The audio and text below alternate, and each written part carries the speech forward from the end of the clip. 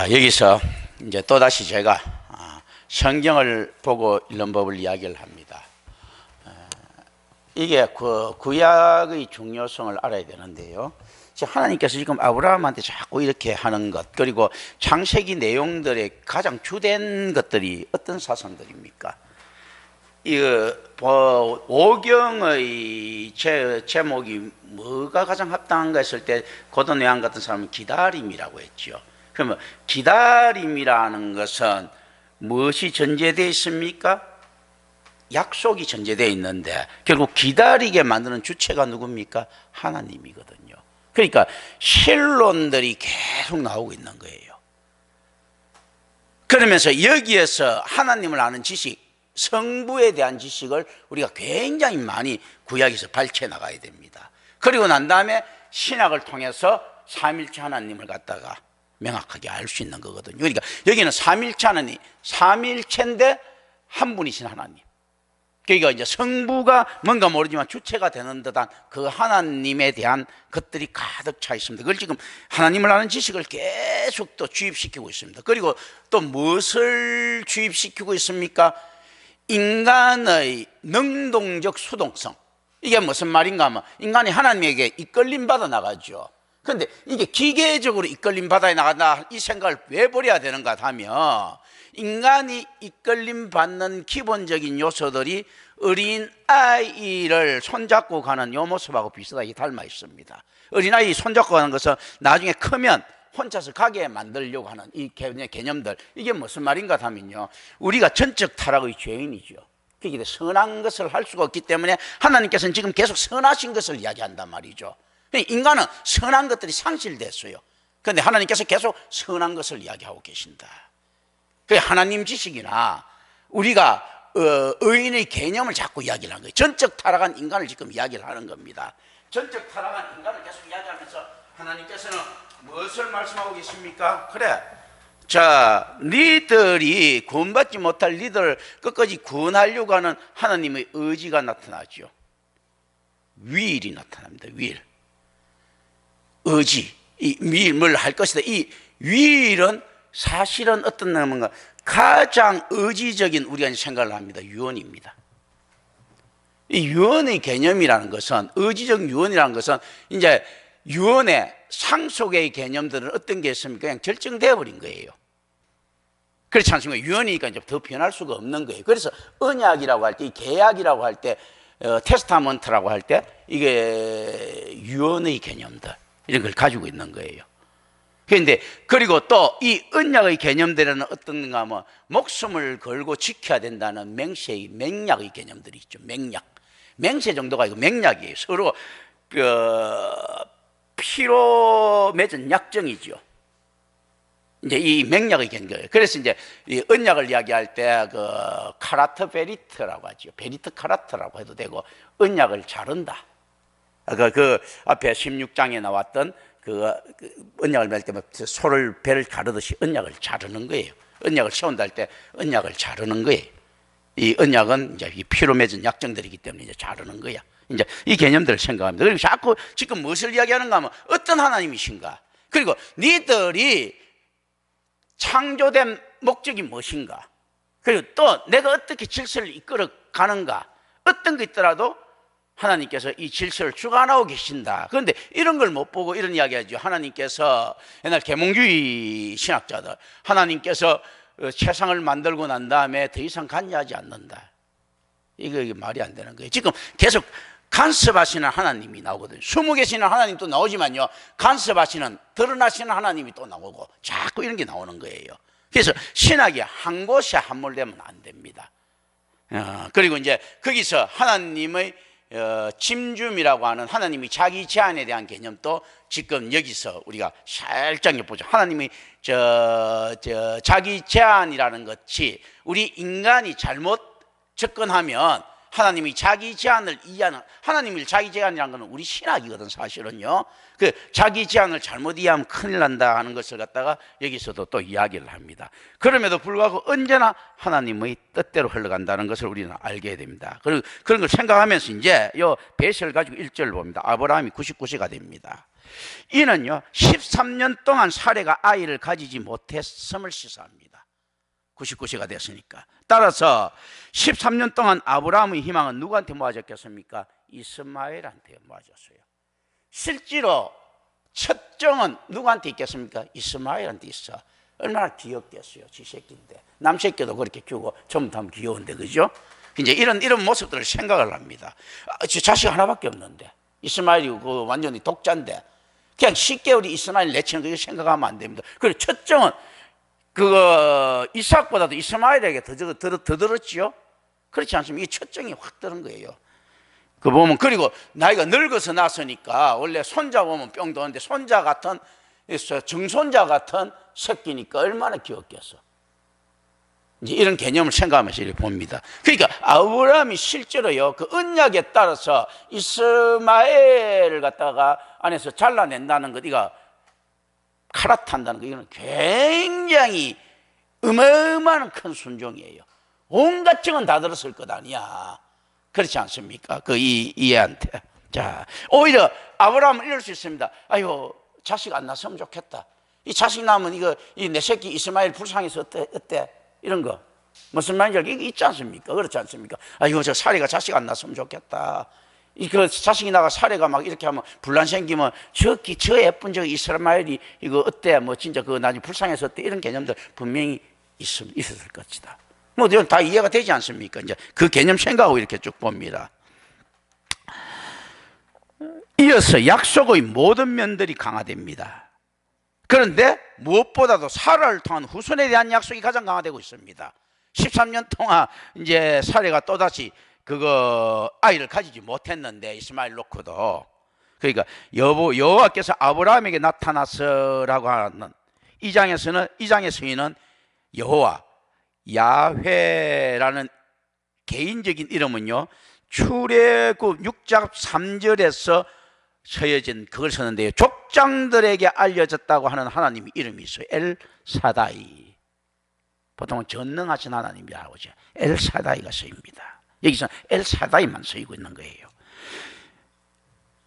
이야기에서는 하나님은 여호와로서 모세에게 말씀하신 바로 그 하나님이다 라는 것이 지적됩니다. 지금 모세가 모세오경하고 있어서 적죠, 그죠? 모세에게 말씀하신 전능하신 하나님이 엘사다이, 그 하나님이다.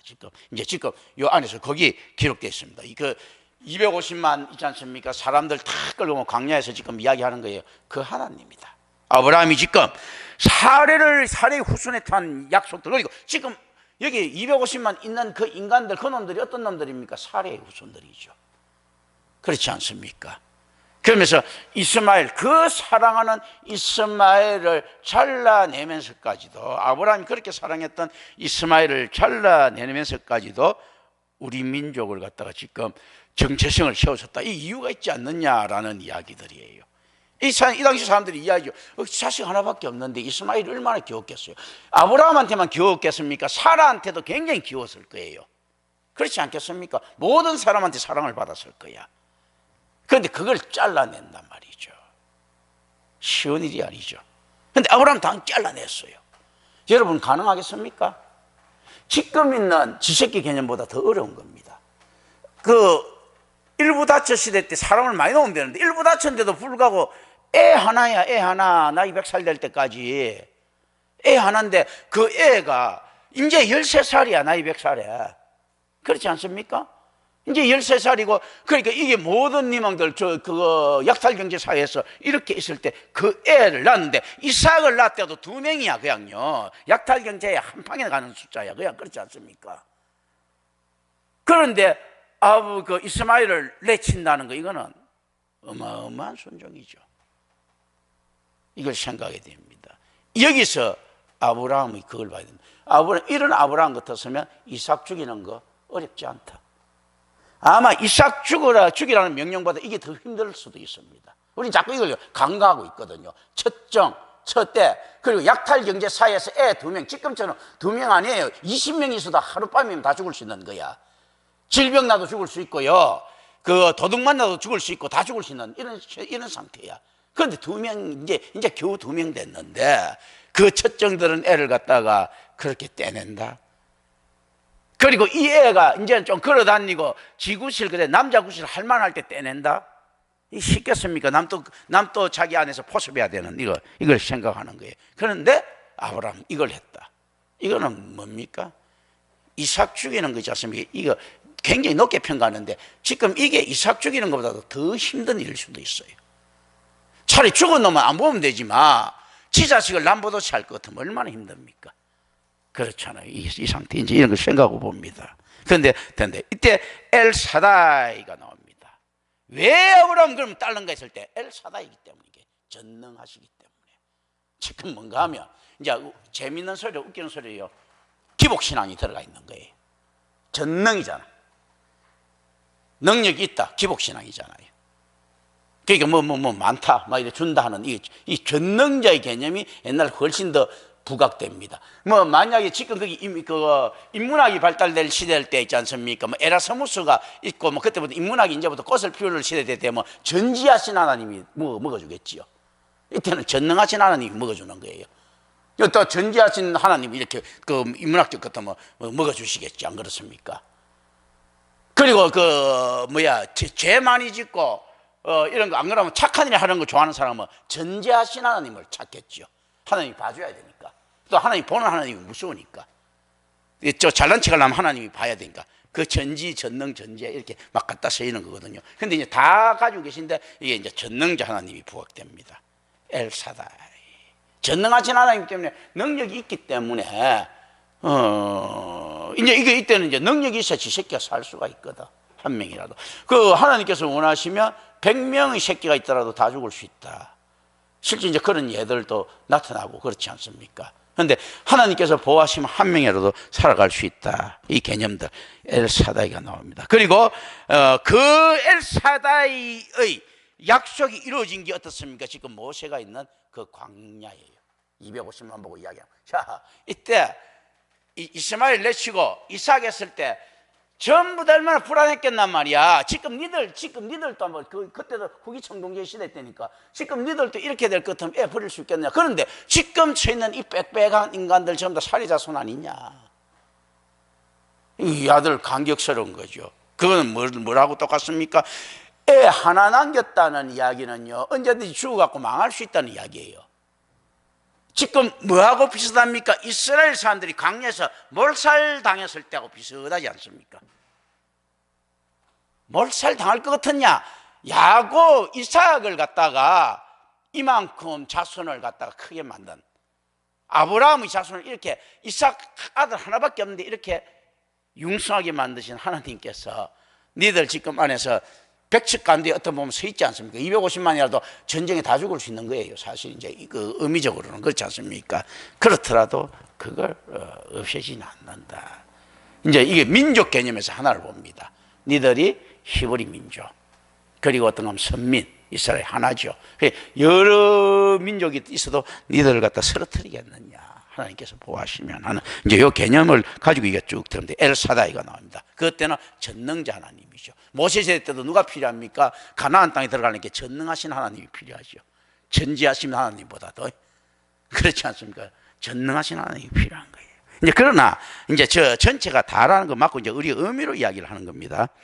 사다이라는 의미의 어원은 사실은 불확실합니다. 이게 이제 족장들의 종교인가, 이게 이제 족장들이 하나님을 엘사다이 했어요. 왜냐하면 족장이 능력이 있어야 되니까. 그래서 이제 이게 옛날에 그 원시시대 때 족장들이 종교인가 하고 한번 더 우리 조금 이제 생각을 갖다가 한번 해볼 필요는 있습니다. 답으로 가지고는 안 되고요. 이 표현은 항상 후손에 대한 약속과 관련되어 사용되어집니다. 왜냐하면 옛날에 전능의 첫째 조건이 뭡니까? 생존이죠. 그러니까 그 가계가 보존이 돼야 되는 거예요. 그게 후손과 관련돼서 사용되집니다. 옛날에 그 전능은 사는 거예요, 사는 거. 그렇지 않습니까? 뭐, 그때 뭐 화폐가 있었습니까? 뭐가 있었나? 아무것도 없잖아요. 살면 되잖아. 많이 살면 되는 거예요. 그렇죠. 그죠? 사람 노동력이 화폐지 뭐. 그렇지 않습니까? 그러니까 뭐 그때 어떤 뭐 재산이 있다 하더라도 사람 노동력보다 좋은 거는 없죠. 자. 사다이는 하나님께서 임신하지 못한 자를 임신하게 만드시고 자신의 약속을 이루실 수 있는 분이라는 개념을 불러일으킵니다. 임신을 하게 만들고 약속을 지키신다. 그 옛날 신탁에서는 전부 다 신의 약속처럼 내려오죠, 그죠? 그러니까 이제 이 신은 약속을 이룬다는 것, 성취시킨다는 이 개념은 굉장히 중요한 개념이에요. 성경의 개념뿐만 아니고 옛날 어떤 잘못된 미신적인 종교라도 약속에 대한 성취들이 신탁받았을 때 그거 된자 야야야 물가에 갔지만 물가에 빠지면 가면 빠져 죽어. 그건 뭡니까? 가면 빠져 죽게 만드는 약속의 개념들이 있죠, 그죠? 이런 개념들이 있다. 이제 이렇게 봅니다. 그러니까 가장 원시적인 형태로 접근이 됩니다. 70인역은 그래서 이것을 때때로 이것을 전능이라고 번역한다. 사다이. 그러니까 사다이라고 할 때 다이 하면 무슨 뜻인가 하면 충분한 능력이 있다라는 뜻이에요. 그러니까 쉰 하면 어느 사람이에요. 즉 충분한 능력이 있으신 분이에요. 이라는 이제 그래서 이게 어원 연구를 했을 때 이건 답으로 가져가면 안 되는 것 때문에 그냥 단순한 어원이에요. 말장난 잘못하면 위험합니다. 그러니까 그 사전 있지 않습니까? 딕셔너리처럼 있지 않습니까? 해석하는 건 위험해요. 그러나 이런 것들 필요하다는 거지. 이제 우리가 알고 가자는 겁니다. 이게 이 유대교 어원 연구는요, 전능이란 명칭이 본성을 절제해 자신의 뜻을 행하고 또한 본성을 굴복시켜 그것이 은총에 복종하고 도움이 되도록 하시는 하나님의 개념을 가지고 있습니다. 이제 어원 연구를 해보니까 본성을 절제시켜 자신 뜻 행하고 본성을 굴복시켜 가지고 은혜에 복종하게 만드는, 그래서 불가항력적인 은혜 가지고 있는 거예요. 그 안에 뭐가 있습니까? 사다이가, 우리가 전능하신 하나님 하지 않습니까? 그럼 뭐가 있습니까? 선택과 유기가 있는 거예요. 맞잖아요. 전능자의 권한이잖아. 그런데 이 안에 엘 사다이에 이미 그런 것들이 들어있다는 거죠. 이 어원 연구를 해보니까 저거 본성을 절제시키고 본성을 복종시키는 거, 그런 것들이 있죠. 자, 그러니까 순종과 완전히 복종시키는 것은 있지 않습니까? 이끄심이 같이 가지고 가는 거죠, 그죠? 예, 그리고 난 다음에 이제 2절을 봅니다. 창세기 15장 18절에서 언약이 이미 체결됐기 때문에 이 장의 주요 관심은 언약의 확정 혹은 비준하는 것입니다. 언약의 체결이 전적으로 하나님에 의해 주도된 결과인 반면에 언약에 대한 확정은 인간의 응답을 필요로 하고 있습니다. 그래서 언약 체결을 할 때는 어떻습니까? 언약의 편무성이 나타나죠. 그런데 확정에는 어떻습니까? 상무성이 나타납니다. 언약에 대한 확정, 인간의 응답을 필요로 하고 있다라는. 그러나 그럼에도 불구하고 이런 신학들은 틀린 거예요. 감리교에서 이야기하는 신학 중에 하나가 어떤 부분에서는 이렇게 하기죠. 자, 그래, 그 선택된 자만 다 구원받는 거 맞다. 그런데 그 선택받은 자 중에서 하나님이 은혜를 거부할 수 있다. 왜냐하면 가면 이거 교회에서도 개판들이 나오거든요. 이제 이렇게 하는데 이런 것들은 이 개념들은 아니에요. 그 이제 언약의 편무성 있지 않습니까? 언약이 체결은 하나님께 이제 하는데 확정이 어떤가 하면 사람의 행위를 통해서 실질적으로 보여지더라라고 하는 행위구원의 모습들이 아닌 그 믿음을 알 수 있는 행위라고 하는, 그걸 갖다 우리는 뭐라고 이야기합니까? 그리스도의 향기죠. 믿는 자는 그리스도의 향기가 나야 됩니다. 향기가 뭡니까? 행위죠. 그죠? 믿는 자라고 하는 것은 은혜예요. 그 그리스도의 향기가 난다? 행위예요. 그죠? 이제 요 개념들. 믿는 자는 그리스도의 향기가 나야 됩니다. 향기가 납니다. 이 행위잖아. 그렇지 않습니까? 이 개념들. 믿는 자는 어쩔 수 없이 하나님 냄새가 나는 겁니다. 자, 이제 이걸 보고요. 이제 이 개념들입니다. 성경 보면. 그리고 이제 5절 봅니다. 이제 떼어가지고.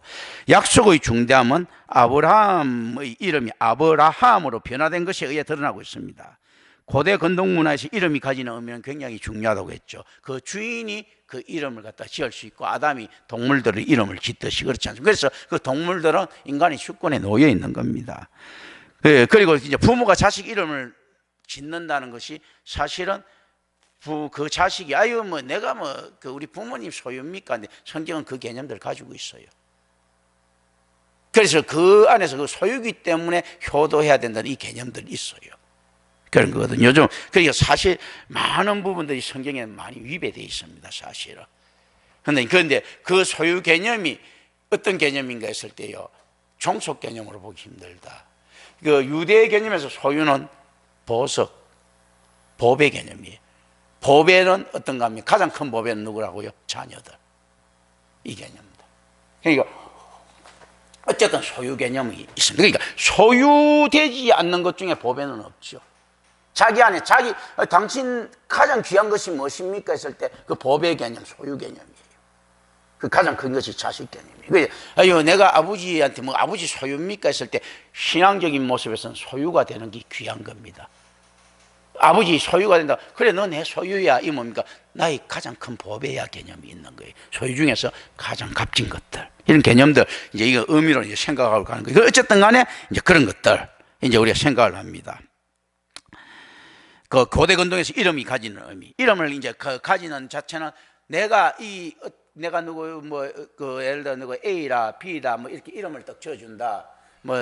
내가 이동준이다 이렇게 이름을 지어준다 이렇게 되면 이 소유를 하겠다는 이야기는 뭡니까? 그 가치를, 자식의 가치를 갖다가 종속시켰다는 개념보다도요 크게 본다는 개념이 많죠. 법에 야, 너 정말 빛난다, 이 개념들 묘하죠. 그래서 실질적으로 동물들 이런 개념들도 인간이 같이 공생하는 개념들이 있는 거예요. 귀한 동물들이다. 내가 네 잡아먹지 마. 귀하다, 감사하다. 야, 닭 얼마나 고마운 닭이냐, 얼마나 참 감사한 돼지냐, 뭐 이런 개념들 다 가지고 있는 겁니다. 이제 이게 소유 안에서 개념들 이름 질 때요. 자, 이런 생각을 합니다. 즉 지금까지는 하나님께서 아브라함과 교제를 나누시고 그를 지시하는 정도였습니다. 그런데 이제는 그를 가족의 일원으로 받아들이는 것과 같아. 아브라함이라는 이름을 지으면서 이제 가족이지, 그죠? 이름 지었으니까 내가 너 내 소유야, 내 자녀야, 이 말이죠, 그죠? 가장 큰 개념들 이렇게 이름 지어주는. 우리도 그리스도인이라고 하는 이런 이름을 받아야 되겠죠, 그죠? 6절 봅니다. 내가 너로 심히 번성하게 하리니 아랍의 비메오드라는 어구 표현이 그의 이름을 예견하는 것임을 주목해야 됩니다. 아브라함이 열국의 아비라죠. 내가 너를 심히 번성하게 하리니라는 어구 표현이 그의 이름을 예견을 합니다. 그렇게 이야기하지 우리가 내가 아유, 우리 막동이 이 귀여운 놈 이거 이름을 뭐로 지을까? 뭐 이런 거 그렇지 않습니까? 이런 거 아우 뭐 이런 거 이런 거 있지 않습니까? 이 안에 나지 이 번성한 거. 아유, 이름 짓을 때 말이야 저거 꽃향기로 지어 뭐로 지어 뭐로 지어 하면서 의미를 막 부여하죠, 그죠? 이런 거. 그러니까 내가 너를 심히 번성하게 한다. 딱 그거 하나님께서 장명하실 때 그거잖아요. 우리가 이야기할 때 노태우 할 때 크게 어리석다 뭐 이렇게 질 때, 김경천 할 때 그 하늘의 경사다 뭐 이렇게 질 듯이 내가 크게 심히 번성하게 한다. 생육하고 번성하고 땅에 충만하라. 이게 뭡니까? 내가 너를 열국의 아비로 만들겠다. 이 자체가 있지 않습니까? 자, 이제 여기서 한번 봅니다. 아브라함으로 하여금 권한을 주는 것보다 아브라함의 순종이 더 돋보이는 이름이죠. 지상명령, 생육하고 번성하고 땅에 충만하라. 그거 열국의 아비, 결국 무슨 이야기입니까? 예, 이 말 순종하겠습니다 이거잖아요. 너희는 가서 온 족속으로 제자를 삼으라. 이 말 순종하겠습니다 이거거든요. 굉장히 왕되는 개념보다 더 큰 개념이 뭡니까? 생육하고 번성하고 땅에 충만하라고 했던 이 최초의 명령을 갖다가 어기려고 자빠졌던 아담과 하와를 벗어나겠습니다 이 이야기잖아요. 진짜 생육하고 번성하고 땅에 충만하겠습니다 라는 이야기잖아. 저거 바벨탑 사건에서 벗어나겠습니다 이 이야기잖아요. 열국의 아비 할 때 우리는 그래서 큰 민족을 이루고 백성 이루고 하고 이스라엘 사람들이 착각하고 있었는데 더 중요한 건 뭡니까? 성경적인 이름이죠. 내가 하나님의 뜻에 순종하겠습니다 그 이름이잖아. 생육하고 번성하고 땅에 충만하겠습니다. 제가 예수님 제자가 되겠습니다. 온 족속으로 제자를 삼겠습니다 이 이야기잖아요. 지금 이제 이 개념들이 들어있다. 이제 이걸 갖다 봅니다. 그렇기 때문에 가족으로 받아들여지는 거죠. 그런데 이런 이름은 누가 짓는 거 했을 때 하나님이라는 거죠. 임마누엘이라는 이름을 누가 지을 수 있는가 했을 때요, 하나님이라는 겁니다. 성경의 뜻에 따라서 종속되는 이 이름들은 하나님께서 지었었다는 겁니다. 이 이야기를 자 이제 우리 하나 패러디하고 생각합니다. 야, 하나님 바다가 아버님 지어줬어요. 그런데 그게 아니고 뭐 점쟁이들 이렇게 해야죠. 아이 내가 말이야 그 신탁 받았는데 무슨 동자성이 아닌데 네 이름 개똥이라고 지어라 했다. 이 비슷하지 않습니까? 아무도 모르는데 지금 이렇게 아브라함이 아유 내 하나님이 뜻에 따라 아브라함이라고 할래. 왜냐하면 아브라함 했다가 아브라함 하면 뭔가 좀 야심 있게 들리고 쪽팔리고 욕심 있게 들리고 쪽팔리니까 야 하나님 팔 수도 있다는 개념적으로. 그런데 이런 이름들이 어떻게 된가 하면 성경적이었을 때는 하나님께서 지으신 이름이라는 겁니다. 진짜 하나님께서 지으신 것, 그게 원팩트고, 실제 그렇지 않다 하더라도 아브라함이 하나님께서 직접 이름을 지어주시지 않고 사례도 하나님께서 이름을 지어주시지 않았다 하더라도 실제 그 이름 자체가 성경적이고 이럴 때 같으면 하나님께서 지으셨다는 겁니다. 얘들아, 이제 그 개념들 생각합니다. 그래서 실제 하나님께서 지어주시, 하나님께서 그 장면가가 되신 거예요. 이제 이런 거 생각을 합니다. 그렇지 않으면 아이고 하나님께서 진짜 이 이름 지었습니까? 이거부터 의심을 품을 수 있지 않습니까? 그런데 이게 아니다 하더라도 하나님께서 지었다는 거죠. 아브라함이 생각해서 지었다 해도 그 생각은 어디로부터 왔는가 했을 때 성경으로부터 왔으니까, 말씀으로부터 왔으니까. 그러니까 실제 어떤 경우라도 하나님께서 지으신 거예요. 그리고 아브라함이 또 이걸 하나님께서 지으셨다고 믿고 있었으니까, 또 그게 어느 정도 믿었는가 했을 때, 어느 정도 성공했는가 했을 때 하나님을 안 만났다 하더라도 모세가 이걸 인정하고 있으니까, 수백 년이 흐르고 난 다음에 모세가 이걸 인정하고 있지 않습니까? 1000년 가까이 흐르고 난 다음에 모세가 인정하고 있지 않습니까? 그렇다면 어떤가 하면 이 이름의 본 뜻을 전달하는데 전혀 무리가 없었지. 그럼 이거 하나님의 뜻이죠. 그렇지 않습니까? 이제 이걸 이야기하는 겁니다. 그래서 선민의 이름은 누가 짓는가 했을 때 하나님이시다. 이 모세가 이야기할 수 있죠. 아브라함 이야기를 하면서 니들 하나하나 이름들 누가 다 지어줬는가 했을 때 하나님이 지어주셨다.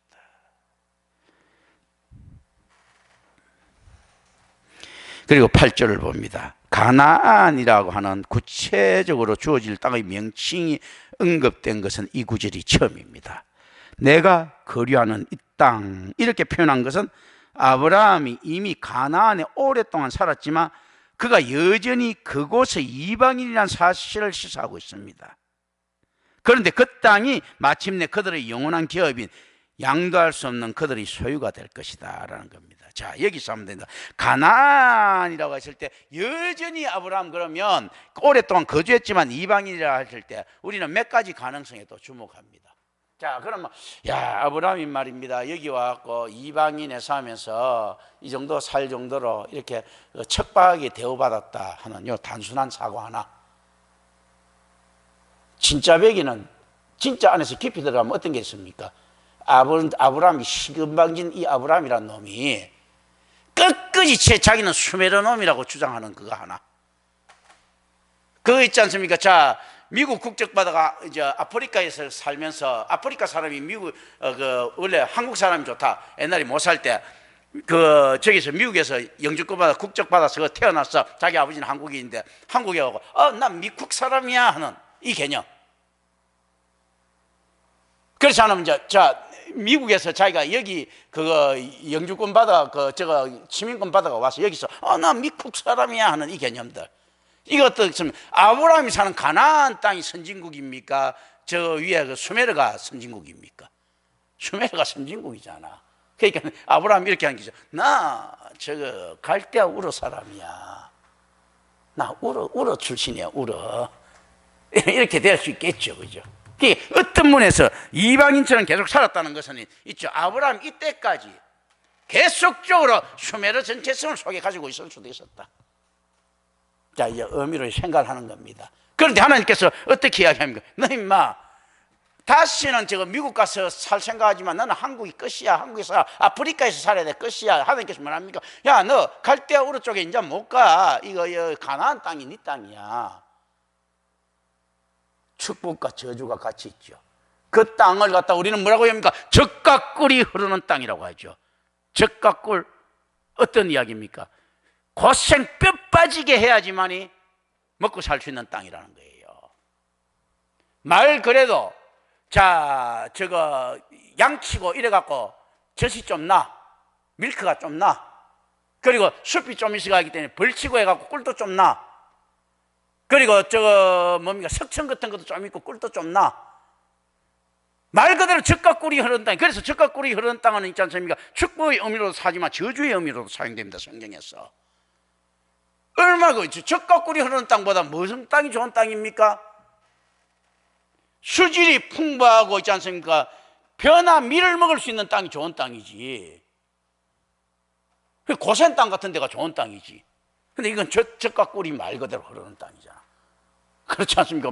말 그대로 뺑이를 쳐야 되는 거예요. 자, 그래서 고대 시대의 땅은 4단계 정도로 나눠집니다. 제일 처음에 뭔가 하면요, 농사 지을 수 있는 그 땅. 그 다음에 그나마 좀 살 수 있는 젖과 꿀이 흐르는 땅. 이 뭐 강야도 있고 뭐도 있고 그 다음에는 그 다음에 완전 광야, 그 다음에 사막. 그러니까 이게 뭔가 하면 사람이 살 수 있는 최소한 조건. 그러니까 말 그대로 하늘을 보고 하늘에 비 안 내려주면 농사도 못 짓고요. 저거 천재지변에 따라서 있지 않습니까? 목초지 바꿔 다녔다는 땅이야. 그래서 뭐 자꾸 유목민들이 이동하고 있지 않습니까? 그리고 아라비아에서 들어오는 열풍들 들어오면 그거 전부 다 풀들이 마릅니다. 그럼 자꾸 이렇게 올라가는 거예요. 그게 다윗이 10편에서 이야기하는 거예요. 하나님이 후 부니까 전부 다 이렇게 다 말라버리더라. 뭔가 아라비아는 열대풍들이 오면 쫙 말라요. 그럼 계속 이제 이동을 하는 거예요, 사실. 이제 이런 개념. 이 젖과 꿀이 흐르는 땅인 거예요. 뭐 젖과 꿀이 흐르는 땅이 이 어떤 땅인가 하면 뺑이 치는 거. 그리고 하늘 쳐다보고 살아야 되는 거. 고센 땅은요, 빅토리아 호수에서 내려오는 물로 인해 갖고 땅만 쳐다보고 살아도 돼. 맨날 풍족해 갖고 하늘 쳐다보고 비 오고 안 보고 쳐다볼 필요 없어. 그 안에서 수질이 풍부해 갖고. 그런데 젖과 꿀이 흐르는 땅, 이것이 비가 안 오도 큰일이고 많이 오도 큰일이야. 그렇지 않습니까? 이제 이런 것들이에요. 자, 이제 이런 것들. 그런데 아브라함한테 이야기합니다. 야, 너 수메르인, 야 임마, 그런 소리 하지 마라. 너는 가나안인이다. 땅만 가나안하고 이야기한 거예요. 자, 하나님 저 어느 땅 줄랍니까 할 때 이제 이런 이야기죠. 이 한국 뭐 아무 좀 열악하더라도 환경더라도 좋으니까, 한국도 꼴짝이라도 좋으니까 그 땅 좀 주세요 할 때 어떤 거, 야 너는 고비 사막이야. 이거하고 비슷한 거예요. 가나 이제 주어집니다. 아브라함이 딱 타락 안 할 정도인 거예요. 자, 하나님의 은혜를 받고 자손에 대한 은총을 받았습니다. 주어진 땅은 수메르 땅도 아니고 가나안 땅입니다. 그러니까 뜰뜰하죠, 그죠? 그거 비슷하지 않습니까? 뭐 당첨됐습니다 하고 전화가 왔는데 어떤 당첨인가 할 때, 양복 상품권이 하나 당첨됐는데 한 10몇만 원만 주면 양복 바지 하나 드립니다. 뭐 이런 거 있지 않습니까? 뭐 사기꾼 비슷한 거. 이거 비슷한 느낌들이잖아. 야, 당첨됐습니다. 뭐가 당첨됐는데? 이렇게. 가나안 땅. 이때 가나안 땅 개념 아브라함이 있을 때는 어떻습니까? 줄만큼은 다 지 땅일 때입니다. 줄만큼은 그냥 살면 돼. 그렇지 않습니까? 뭐 이거 할 필요 없이 이거보다 훨씬 더 좋은 땅에 가서도 줄만큼은 살면 돼. 그렇지 않겠어요? 저거 우리 강남 땅이라도 그 당시에 와고 줄만큼은 지 땅이잖아. 이 뭐 땅 약속이 무슨 큰 의미가 있는데 사실은요. 인구 없고 그 국가도 잘 없고 이럴 때 있지요. 줄만큼은 사람만 있으면 지 땅 되는데. 그럼 이렇게 돼야죠. 근데 사람을 약속하는데 이때의 재산은 땅보다 사람이 재산이죠, 그죠? 그런데 하나님께서는 뭘 가지고 지금 잘난 척 하십니까? 사람 가지고 가나안 땅 250만 가지고 있으면요, 가나안 땅이 아니고 저 중국 가서 살아도 돼. 아주 비옥한 있지 않습니까? 아메리카 대륙 가서 살아도 돼. 그런데 250만이나 가지면 아무 좋은 땅이라도 차지할 수 있는데도 가나안을 가라고 하나. 이런 말도 안 되는 거죠. 재산 가치는 인구가 훨씬 더, 사람 많은 게 훨씬 더 귀한데. 이런 개념들도 생각하면 이 개념이에요. 자, 이 250만 같으면 그 당시에 뭐 고조선으로 내려오면 뭐 고조선도 안 돼, 타기 전이지. 뭐 전부 다 다치 땅 되고 있고 중국 웬만한 나라 하나 있지 않습니까? 크게 이룰 수도 있어요. 그랬는데 어떻습니까? 가나안 땅에 가야 되는 거예요. 묘하지 않습니까? 그 애굽하고 한번 붙어갖고 정복도 저 땅 있지 않습니까? 그 분할 받을 수도 있는 그런 그 세력이야. 그렇지, 그죠? 근데 가나안 땅, 이게 뭐 축복 같아도 묘하지 않습니까? 그거 뭔가 뭐 꼭 그거 이런 거죠. 야, 너 저 사라 사막 개간에 가 살아. 그러면서 어떻습니까? 그 나라 땅에 그거 못 서는 땅을 갖다 옥토로 만들어주는 개념. 이 개념이잖아, 지금요. 이용당하는 개념. 이 개념도 있다. 이 뭐 250만이나 움직이면서 가나안 땅 갈 이유가 뭐가 있어? 훨씬 좋은 땅 가도 되는데요. 그렇지 않습니까? 이 개념을 우리는 좀 생각을 합니다. 그런데 이들은 뭐 때문에 못한 건가? 이 250만이라고 하는 가장 큰 재산이 누구한테서부터 나왔습니까? 아브라함의 약속으로부터 나왔으니까. 큰 인구라고 하는 큰 재산을 받았으니까 가나안이라고 하는 개떡 같은 있지 않습니까? 계륵 같은 그 땅이라도 하나님이 뜻이라면 가서 살아야 된다. 의리가 있죠, 그죠? 하나 받아먹고 우리 같으면 입 싹 닫죠. 뭐 한 250만 줬으니까 저 가나안은 안 갈랍니다. 이거 안 받을랍니다 할 수 있는데, 이게 둘 중에 하나 받는 게 없어요. 두 개 다 받아 하면 사람 받고 난 다음에 입 싹 닦을 수도 있는데 뭐 어쩔 수 없이 가는 이 개념들도 있다 하는 거. 무슨 말인지 아시겠죠? 이제 이 개념들도 생각합니다. 가나안 갈 이유가 없잖아. 위험부담 갖고 250만이나 돼가지고. 그렇지? 다 가서 보세요. 뭐 만나는 것마다 도시국가들이잖아, 그거. 그냥 그렇게 사는 거거든. 250만이 살려고 하면 훨씬 더 풍요로운 땅이 필요하거든, 사실은요. 2만 5천 명만 가져도 이때 풍요로운 땅을 차지할 수 있을 때인데. 그래서 지금 이 250만에 대해서 의심도 막 일어나고 있는 거거든요. 진짜 250만이겠나? 한 2,500만이 아니냐? 뭐 이런 말까지도 나오고 하는 이런 건데. 생각을 합니다. 그러니까 이방인, 그러니까 실제로 아브라함한테는 지금 이 땅을 준다 했을 때, 자, 우리는 하나님께서 땅의 약속, 이게 축복받았다고 생각하는데 어떤 약속이라고요? 아브라함이 정체성이 확 깨집니다. 자, 우리 한국에서 나 서울 출신인데 너 임마 이제부터는 국적은 저 우간다야 하는 거하고 비슷한 거죠. 아브라함이 갑자기 대한민국에서 우간다로 국적이 바뀐 거예요. 갑자기 그 방글라데시로 바뀐 거예요. 지금 미국에서 어느 날 갑자기 있지 않습니까? 저 카메라로 바뀐 거예요. 이렇게 이제 이런 개념이에요. 실제로는 이제 이거 봅니다. 여전히 그리고 계속 수메르는 세계 최고의 문명국으로 존재합니다. 바빌론, 아시리아 해서 뭐 그런 거 그렇지 않습니까? 쭉 있는 거. 그리고 그런데도 불구하고 또 그 땅에 대한 소유 조건은요, 나는 그들이 하나님이 되리라는 언약의 포괄적인 목적에 의존합니다. 개떡 같은 땅을 하나 주시고 난 다음에도요, 왜 이걸 주는 가 했을 때 내가 니들이 하나님이기 때문이다. 그러니까 이 이방신들 믿는 놈들 볼 때는 얼마나 야훼가 별 볼 일 없는 신입니까? 그 많은 인구 가지고도 그 별 볼 일 없는 땅을 차지하게 하는 야훼, 얼마나 희발이가 없는 신이에요.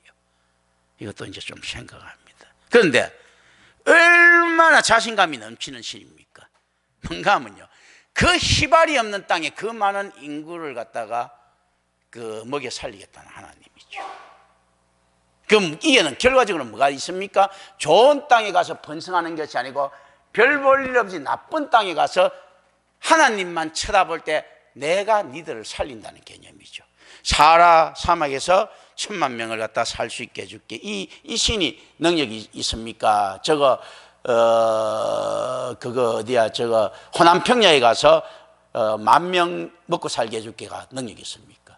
사라 사막에서 1,000만 명 먹고 살게 해줄게가 훨씬 능력이 있는 하나님이죠. 그러니까 인간은 어떻습니까? 호남 평야에서 10,000명 사는 게 훨씬 좋겠죠.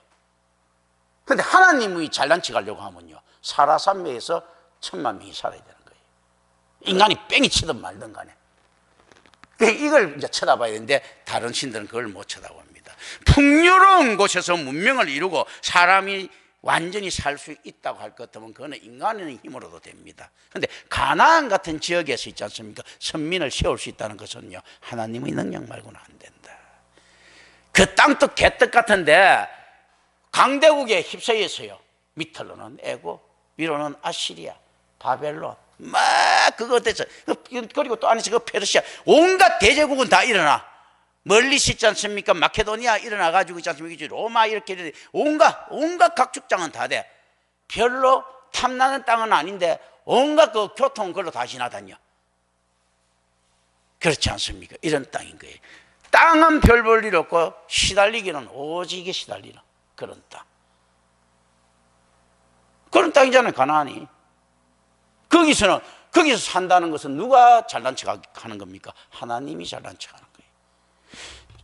풍요로운 곳에서 잘 사는 거는요, 인간이 잘난 척 할 수 있는데, 이게서는 하나님이 잘남이 극적으로 이루어진 거예요. 그러니까 하나님이 잘난 척 하기 위해서는 많은 걸 주면 감사한 걸 모른다는 이 개념도 있습니다. 이런 거 쭉 보고 합니다. 그리고 이제 9절부터 14절 보면요, 할례는 언약의 표징이다. 11절, 할례를 받지 않는 것은 언약을 배반하는 것이고 따라서 하나님의 징벌을 받게 될 것이다. 14절에 나오죠. 그러니까 할례에 대한 여담이 있습니다.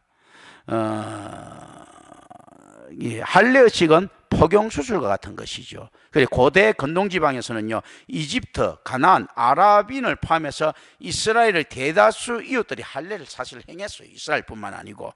그러니까 할례는 고대 근동에서 사춘기, 또는 다산 혹은 결혼의식으로 널리 시행됐습니다.